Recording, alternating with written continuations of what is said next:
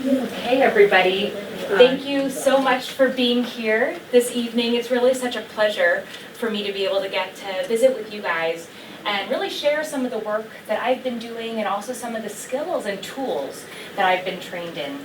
So as Nairobi mentioned, I've been trained as a clinical psychologist and I'm also a researcher here at Columbia. And I work with a group who's really interested in trying to understand how our thoughts, our feelings, our experiences, our relationships, how those all impact our physical health and especially our cardiovascular health. And so again, I'm really excited to be here today and to share some of the findings that we've been developing, but also some of the tools that we have for then dealing with some of the experiences that we may have in our life, especially ones like stress, like trauma. So today we'll be talking about stress and trauma and really trying to understand the impact both on emotional and physical health. So in terms of the presentation today, we're going to touch on 4 main areas. First, we're going to talk about what are some of the different forms of stress and trauma. These are words that are thrown out all the time in the news, online. We're going to unpack those and really figure out what they mean. Second, we're going to talk about some different responses to stress and trauma. What are some of the ways that people may react to these experiences? Then we'll also talk about the impact that stress and trauma can have on your physical health. And then finally, we're going to discuss some tools for dealing with stress and trauma. We're not just going to talk about what it looks like, how it can impact health, but really what can you do when you face it in your life? And we'll actually get to practice some of those tools here today. So these days, it sometimes seems like talk of stress is everywhere. So these are just some headlines from things I found published within the last month in terms of news. We see teen stress is on the rise, why it's a major problem, and how you can help. Why is retirement so stressful? And 5 tips for dealing with stress at work. So it seems like stress is found at work, stress is found in retirement, it's everywhere. So that brings us to ask the question, well, what is stress exactly? So some researchers have defined stress as occurring when a person perceives the demands on them to be greater than their resources to be able to handle those demands, their ability to handle the demands. So you can think of it as like a balance. What is the situation asking of you, and what do you have to be able to give to deal with that situation? There are lots of different types of events that can trigger this feeling of stress, like you can't be balancing it. And I want to note that things that trigger stress can be negative events, but they can also be positive events. So these include things like increased workload, job loss, romantic relationship difficulties, so maybe having arguments with a spouse or a boyfriend or girlfriend, divorce, major change in finances. Interestingly, this could be a loss of finances, but it could also be a gain of finances. That's a new source of stress. And now you've got all this money, and everybody's calling your number, right? And they want a piece of that. A moving apartments, moving cities, moving states, even if it's for an exciting reason, there's a lot of things you have to do to be able to do that. Marriage, a new addition to the family. Let's say a new baby. There's a lot of joy there, but also now not as much sleep. Yeah. Exactly. Mm-hmm. Bullying, that's something that we hear more and more about, especially with younger kids today. Yes. Health problems, dealing with those. And then problems with friends or family, as well as daily hassles. These are more minor stressors that maybe don't kind of come across our radar as much, but can actually take a toll. Things like the train's running late or the train's crowded. I feel like that's more and more happening today. Right. You know? The idea that you've got so many schedules to balance or just errands that you have to run. All of these things can actually take its toll. So that gives you a sense of what what stress is and what different stress can look like.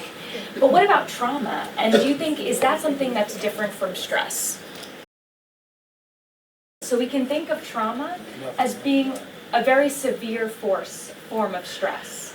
But one, unlike maybe some stressors where, maybe it's an argument or something like that, when we're talking about trauma, we're thinking of events that could potentially cause injury or threaten your life. And when we think of trauma, often one of the first things that comes to mind is individuals in combat during war. But, as our contributor in the back was mentioning, this is really just the tip of the iceberg. There are many different types of events that can contribute to trauma, that can be traumatic events in one's life. So the events that can be traumatic are really wide-ranging in nature. So these can be a natural disaster. For example, Hurricane Sandy, when that hit New York, that was a big trauma. It can be a car accident, a very serious accident like that.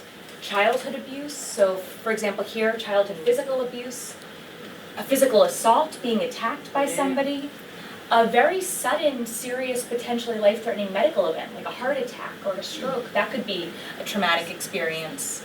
Unwanted sexual contact, as well as the sudden and unexpected death of a loved one. All of these things can be traumatic in nature. So this may lead us to wonder, well, how common are stress and trauma? We've defined them and seen some of the events that can contribute to these experiences, but how frequent are they? So I'm going to present some results from a study called the Burden of Stress in America study. And basically what this was, it was an effort to try to understand how common is stress in America, how does it impact people's lives.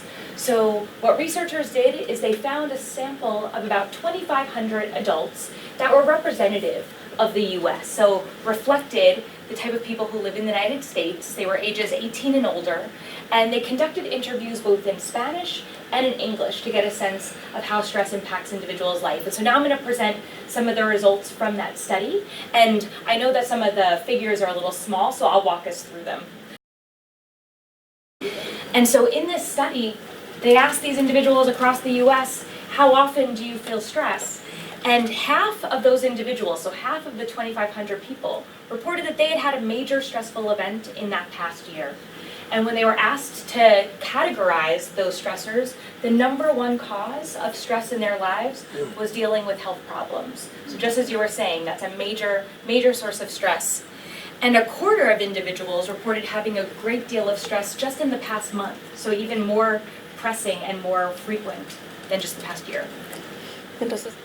And even those daily hassles, those more minor stressors that we were talking about, those can contribute to a feeling of stress too.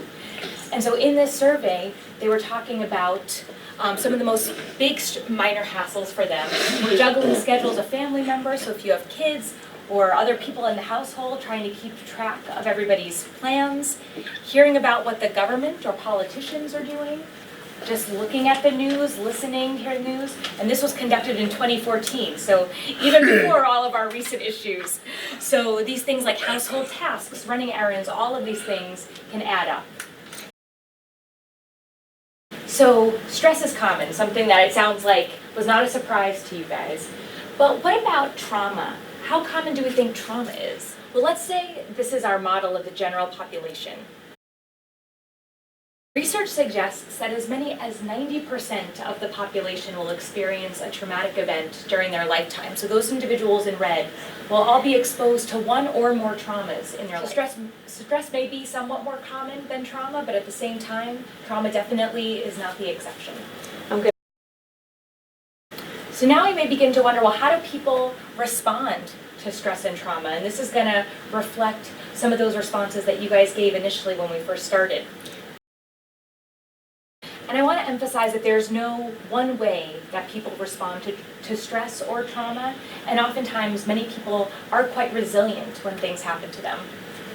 But at the same time, there are some common ways that people can respond to stress in their lives, and I'm going to go through some of those here. So the first, we have the fight or flight response. This is an evolutionary adaptation for us to be able to deal with things that are dangerous or challenging in our lives. So let's say you're walking down the path and all of a sudden there's a hungry bear in front of you. Your body is going to get you ready to either run away or to fight that bear and to be able to save you.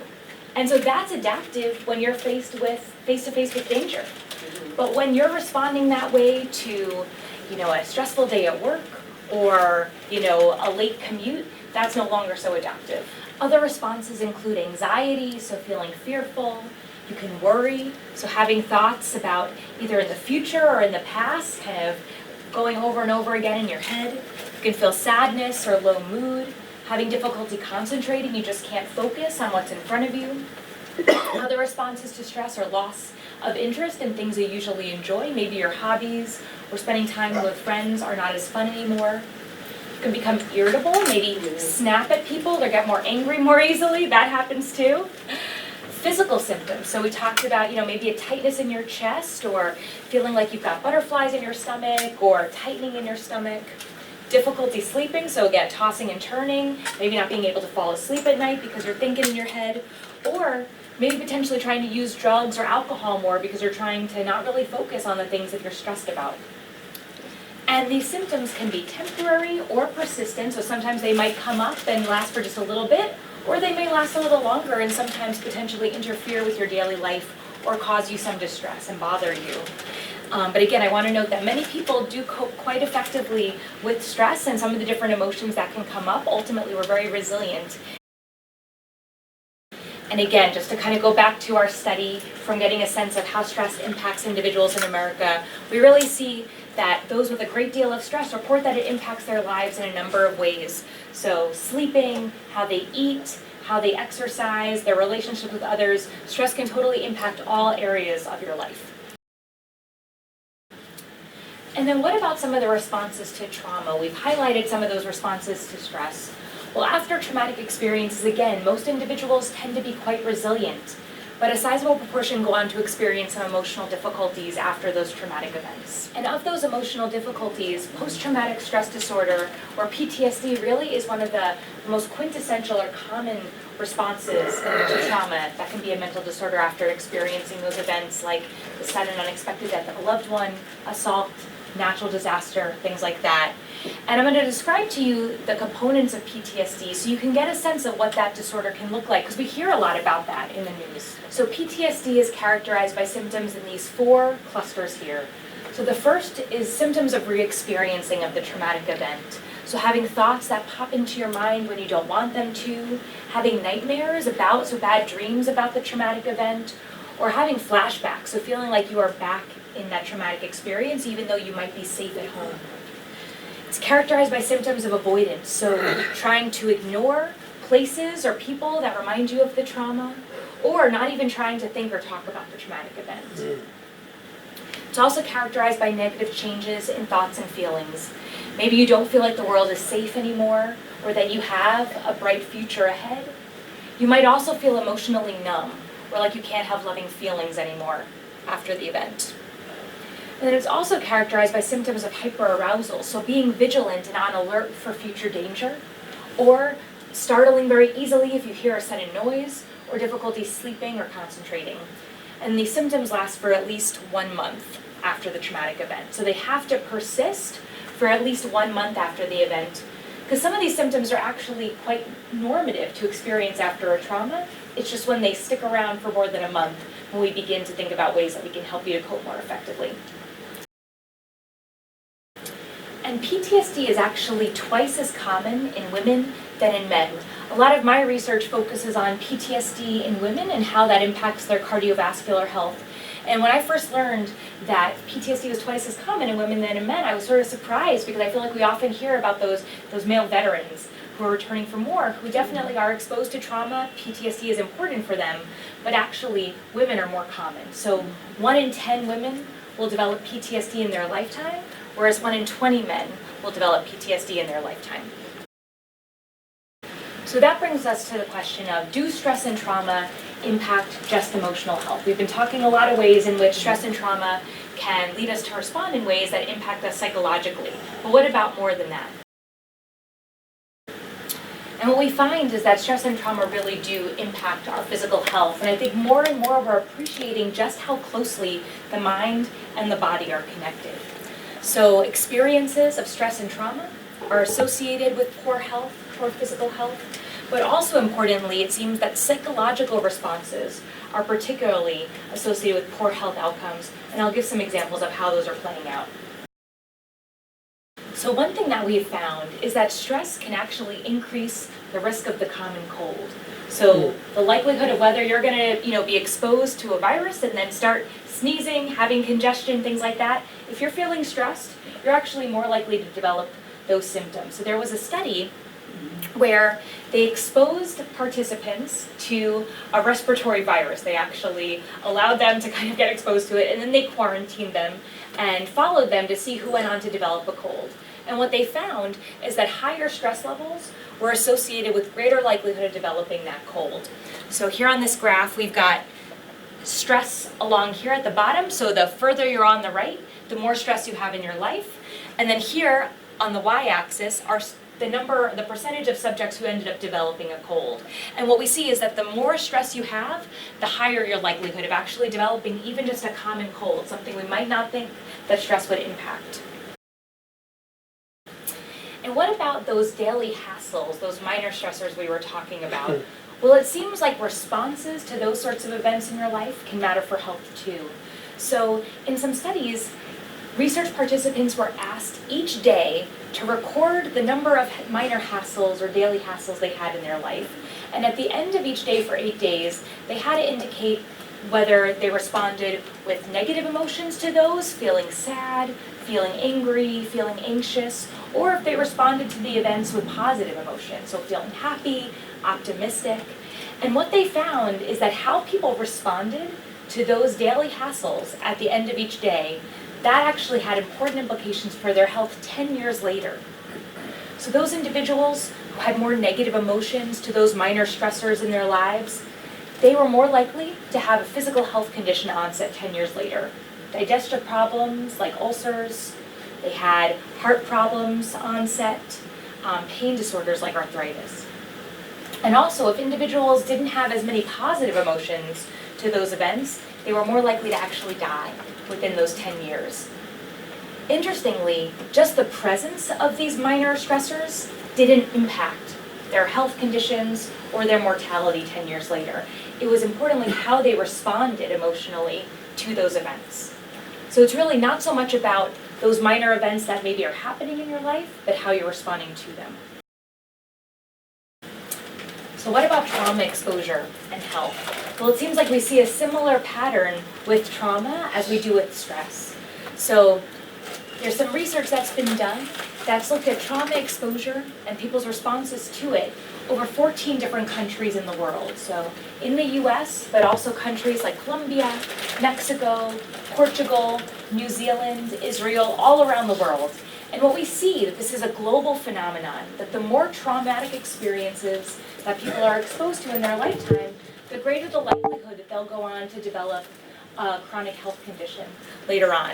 So again, we see that with the more number of traumatic events in their lifetime, that there's an increasing probability or likelihood that they'll go on to experience a physical condition.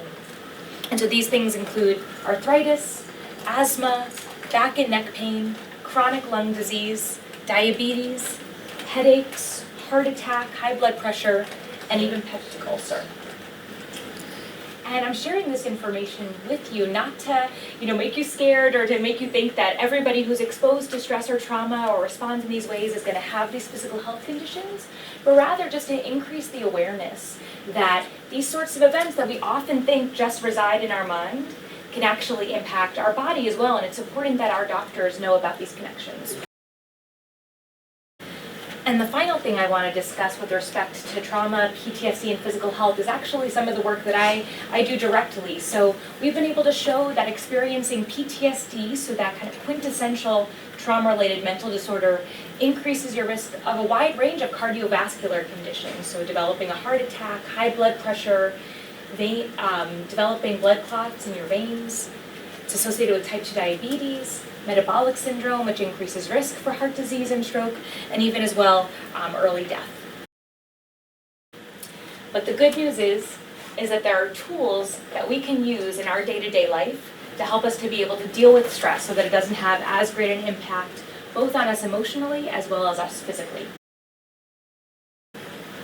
So just quickly, when we go back to our burden of stress study, what are some of the most common things that people do to deal with their stress? And again, this is a pretty small graph, but I'll just say that there's a variety of activities, both focused on yourself and focused on other people, that people do to relieve their stress. So this can include things like spending time with family and friends, meditating or praying, spending time outdoors, eating healthfully, exercising, All of these things can help us to be able to cope with stress and are some of our commonly used.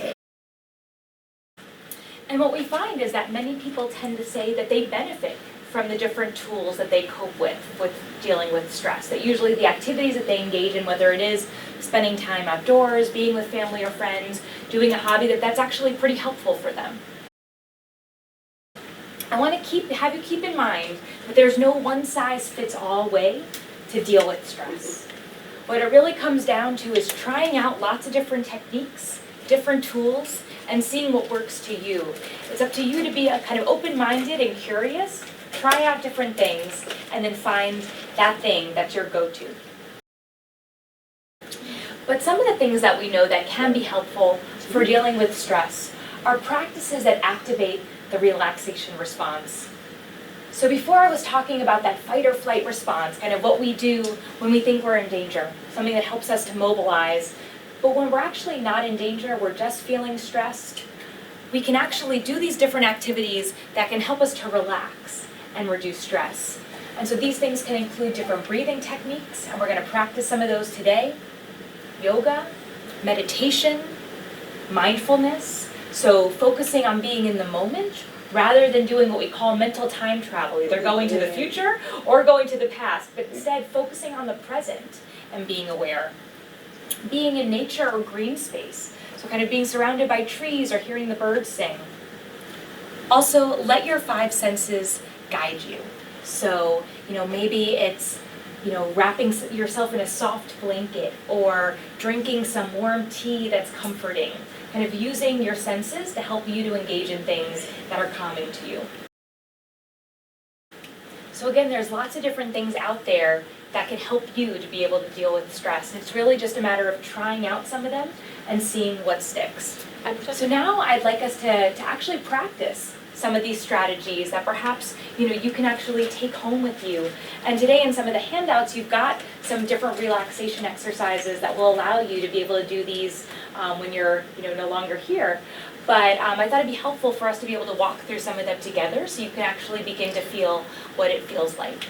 So the first thing that we're going to do together is diaphragmatic breathing. So diaphragmatic breathing is all getting us to breathe from our diaphragm or our stomach as opposed to our chest. So sometimes when we're feeling anxious or worried, we tend to breathe fast and from our chest. That's not good for helping us feel calm and not stressed. So diaphragmatic breathing is all getting us to slow down and really be focusing on breathing from here and not from here. And so what I'm going to ask you to do now is, if you feel comfortable, to close your eyes. And I'll have you place one hand on your stomach and one hand on, and then imagine that you've got a balloon attached to your head, and just feel your head kind of floating up. And now when you're breathing in, we're going to feel your bottom hand on your stomach moving out on the inhale and moving in on the exhale. And we're not going to feel that top hand moving much at all. So now I'm going to count us through some breaths. So breathing in, 1, feel your stomach expand. Now exhale, feel that hand pulling in as you're breathing in, feel that stomach expand. Breathing out, feel that stomach contract. Breathing in, feel that stomach expand, and breathing out, feel your hand pulling in as if you had a string attached to your belly button. Breathing in, that stomach expands, and breathing out, the stomach contracts. You can continue just practicing this just for a little bit. Begin to find your rhythm. And the goal is to breathe smoothly. You can either breathe through your nose or your mouth, and sometimes it can be helpful to count on each inhale and each exhale. So you could say inhale 1, exhale 1, inhale 2, exhale 2, inhale 3, inhale 4, exhale 4. And so again, through these practices, really focusing on having that breath come from the belly. And this might feel a little weird at first because it's a different way that we typically. The more that you practice it, the easier it is to bring on that relaxation response. The more comfortable it's going to feel to breathe in that. This really is one of my favorite tools for bringing on that feeling of calm more quickly. So then we're also going to do another exercise that you also have printed out called progressive muscle relaxation. And progressive muscle relaxation, or PMR, brings about physical relaxation in your body through a series of tensing and then releasing your muscles. And you might be thinking, wait a minute, we're tensing our muscles? I thought we were trying to relax here. But intentionally tensing our muscles and then relaxing them allows us actually to bring on the relaxation response more easily. So the first thing is that tensing actually makes relaxation easier. So we can think of a pendulum going back and forth, and if we tense really far, then it actually makes it easier to go back the other way and relax. And it helps you to learn to distinguish between what it feels like to be tense and what it feels like to relax. So we'll actually walk through some of these examples too for the progressive muscle relaxation. And you also have the handouts here. So the idea is we're going to be tensing parts of your body and then releasing parts of your body together. And we never want to tense so hard that it causes pain. And so I encourage you to continue trying these out, these practices, seeing what works for you. And I also want to note though that sometimes with the symptoms that we might be experiencing, sometimes it may feel like it's interfering with our lives, like we're not able to do our work or be with our family or friends, or they may be causing you distress, like really bothering you in that way. And so if that's happening, it may be helpful to seek help from a mental health professional. And he or she can actually work with you to develop these different skills so that you can better cope with the things that are going on in your life. And this approach is really helping you build your toolkit. What are the things that you can go to when you're feeling stressed or having a difficult time? What are the things at your disposal? And so I've got some resources here for finding treatment providers near you. So for example, there's the Association for Behavioral and Cognitive Therapies. They have Find a CBT Therapist, a resource online that can help you to find someone who would do those things, like teach you those different skills. Also, if you or someone you know has experienced trauma and is having difficulties dealing with it, for example, having some of those symptoms of PTSD, then the International Society for Traumatic Stress Studies has a Find a Clinician directory that can help you find someone who's proficient or an expert in trauma-focused therapy. And then these first two resources provide you to links with people all over the country. But a little closer to home, there's also Columbia Doctors, Psychiatry, and Psychology who can help to provide services too. So you might be wondering, what should I take from today's presentation? You've talked about a lot of different things tonight, so what are some of the things that I would love for you to walk out of here with? So these are some of the take-home messages for today. The first is that stress and trauma are common. If you've experienced these things, you are not alone. These things are incredibly common and things that we face, all of us. The second is that many people are resilient in the face of stress and trauma, but some experience symptoms that can impact both their emotional and their physical. There are many ways to deal with stress and trauma, and the key is to find out what works best for you. And then finally, those tools that help to bring on the relaxation response, like the breathing practices, like the relaxation exercises, these can be especially useful for reducing stress.